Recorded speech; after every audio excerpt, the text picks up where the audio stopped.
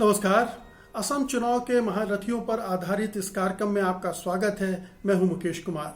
दोस्तों, आज हम इस कार्यक्रम में बात करेंगे असम के मुख्यमंत्री सर्बानंद सोनोवाल की। सोनोवाल असम के पिछले 5 सालों से मुख्यमंत्री हैं, लेकिन इन 5 सालों में ना तो उनकी छवि कोई बहुत ज्यादा चमकदार बनी है और ना ही उनके कद में कोई बड़ा इजाफा हुआ है। वो जैसे थे वैसे आज भी हैं। उनकी छवि में बहुत दाग तो नहीं लगे हैं।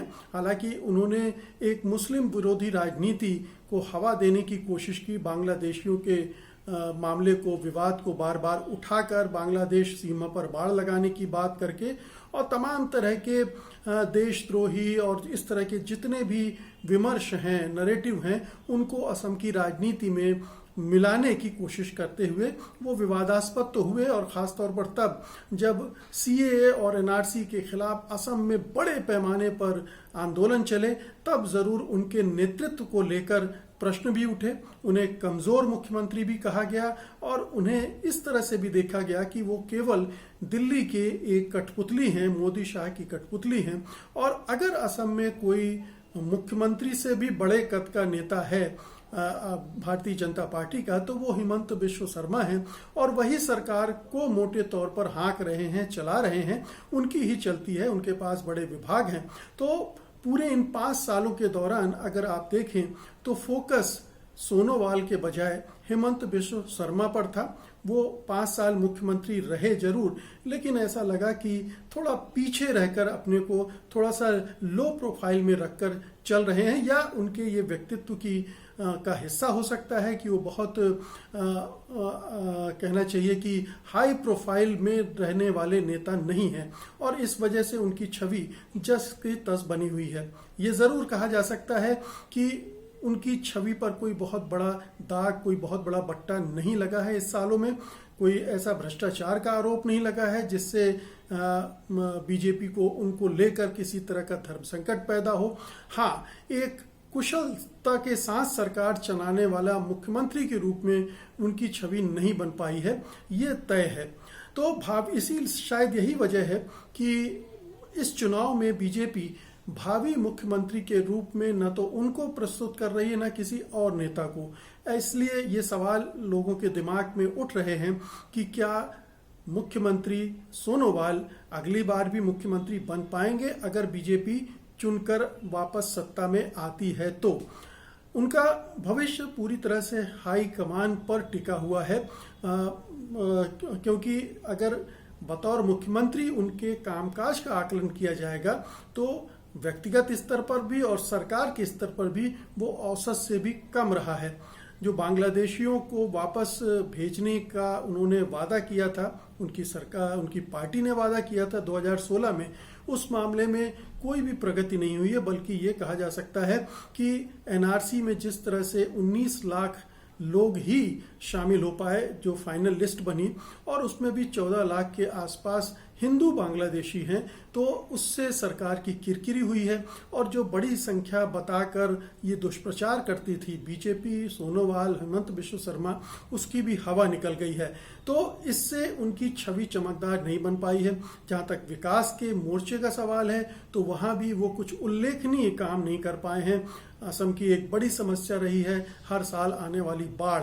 इस दिशा में वो केंद्र सरकार के साथ मिलकर कोई ऐसी पहल नहीं कर पाए हैं जिससे असम के लोगों को लगे कि ये एक परिवर्तन होने जा रहा है, या परिवर्तन हुआ है। इन 5 सालों में एक सकारात्मक दिशा में असम चला है, जहां असमिया संस्कृति और अस्मिता की रक्षा का जो प्रश्न गूंजता रहा है वहां उसको कहीं सेफगार्ड मिला है, या असम के में जो विकास और पिछड़ेपन का एक द्वंद्व रहा है वो दूर हुआ है। विकास की मार्ग पर असम चल पड़ा है रफ्तार के साथ, ऐसा भी नहीं दिखता है। तो न केवल हेल्थ की चुनौती आई, कोरोना संकट के दौरान भी हमने देखा कि असम पिछड़ा रहा।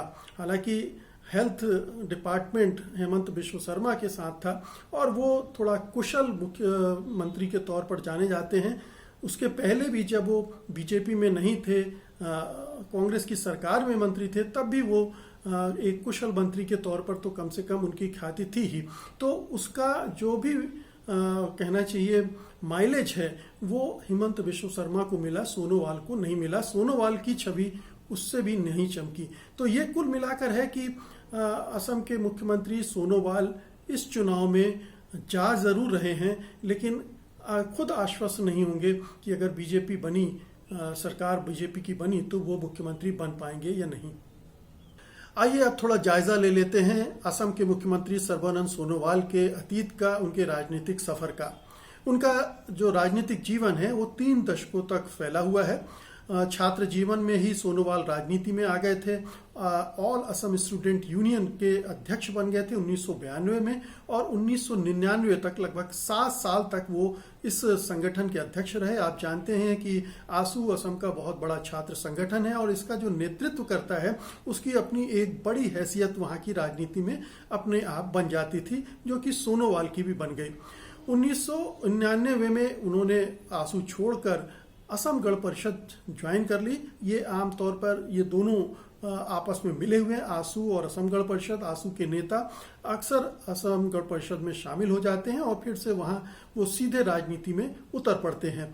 तो इस तरह से सोनोवाल आसू से होकर असम गण परिषद में आए। 2001 में वो विधानसभा के लिए चुने गए। फिर 2004 में वो डिब्रूगढ़ संसदीय क्षेत्र से संसद के लिए चुने गए। 2004 से 2009 तक वो सांसद रहे, लेकिन इस बीच में उनके जीवन में एक महत्वपूर्ण मोड़ तब आया जब सुप्रीम कोर्ट ने उनकी याचिका पर सुनवाई करते हुए IMDT एक्ट को रद्द कर दिया।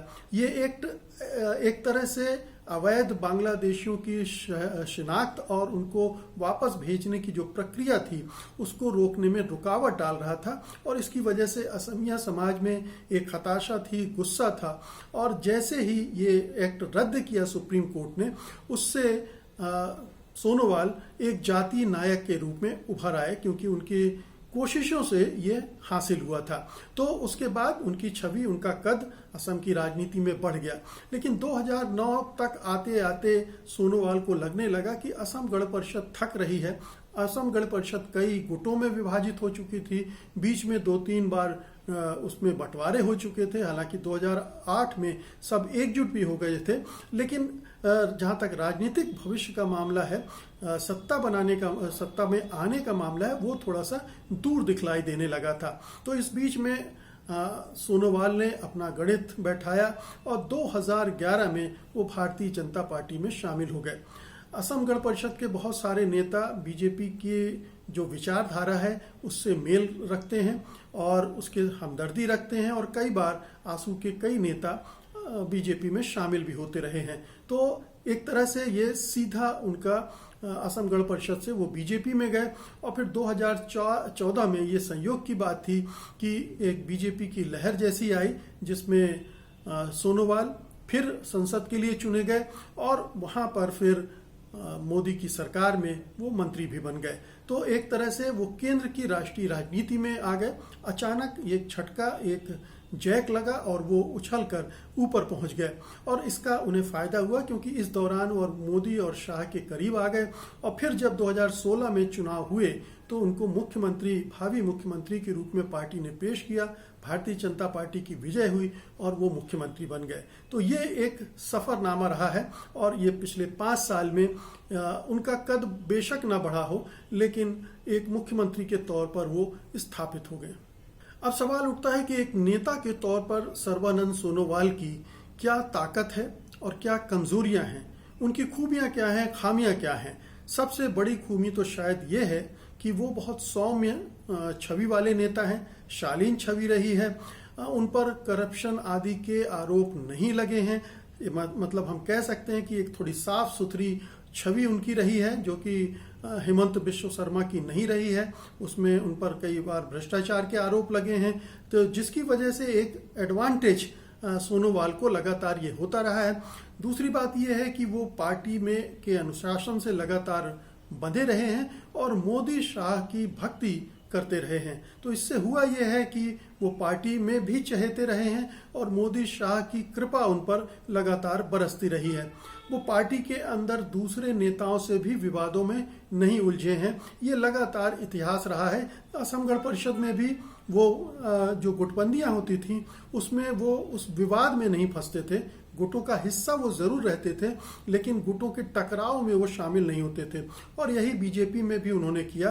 बीजेपी में भी बहुत सारे गुट हैं, अभी भी हैं, और उनमें आपस में टकराव भी होता है, लेकिन सर्बानंद सोनोवाल उनसे अलग और उनसे ऊपर खुद को रखते हैं, जिसकी वजह से वो विवाद में नहीं उलझ पाते हैं। दूसरी बात यह है कि जो जातीय नायक का एक तमगा उनके सीने पर लग गया है IMT एक्ट को हटाने के बाद से, उससे उनकी विश्वसनीयता और उनकी साख बढ़ गई है।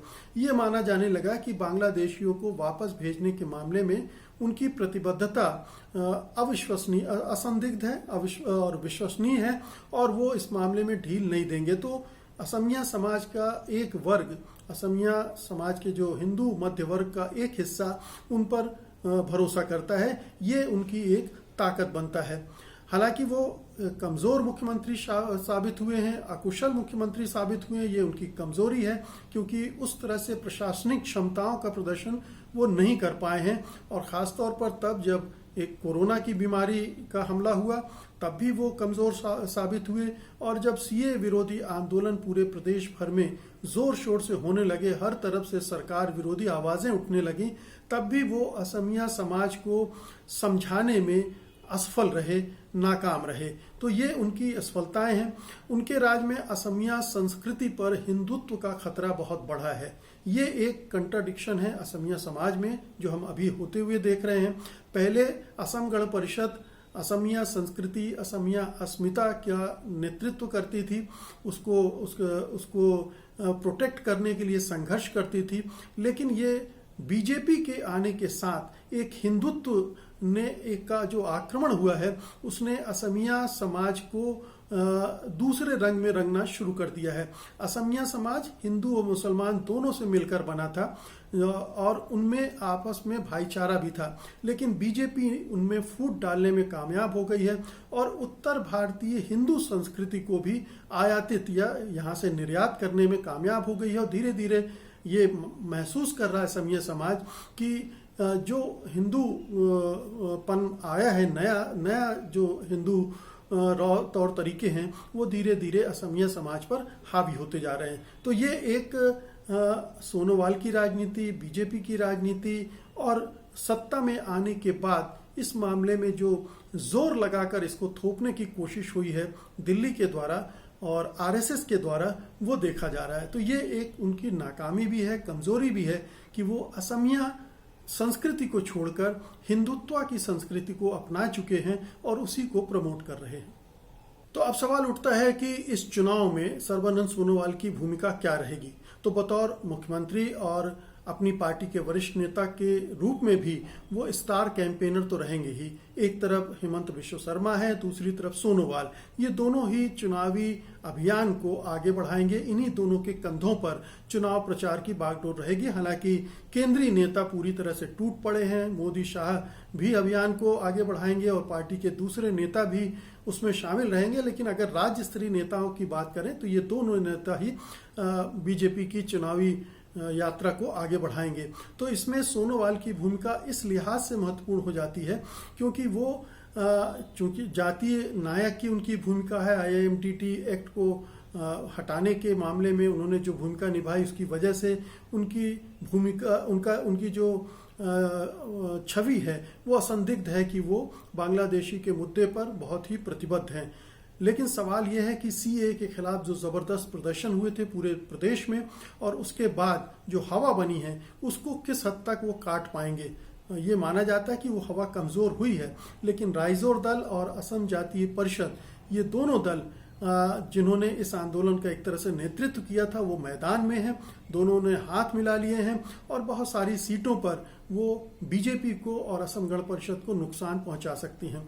तो ऐसी सूरत में उनके प्रभाव को सोनोवाल किस हद तक काट पाएंगे। हालांकि उन्होंने झांसा दिया है कि असम समझौते की जो 6वीं धारा है, अनुसूची है, उसमें जो प्रोटेक्ट करने के लिए, असमिया संस्कृति की रक्षा करने के लिए, उसके संरक्षण के लिए जो भी उपाय करने हैं वो किए जाएंगे। इसके लिए एक कमेटी भी बनाई थी, फरवरी में उसकी रिकमेंडेशंस भी आ गई, लेकिन वो बहुत जटिल हैं और उनको लागू कर पाना थोड़ा असंभव जैसा है, फिर भी उसके आधार पर वो कोशिश करेंगे कि असमिया समाज को फिर से अपने साथ लाएं, अपने साथ जोड़ें।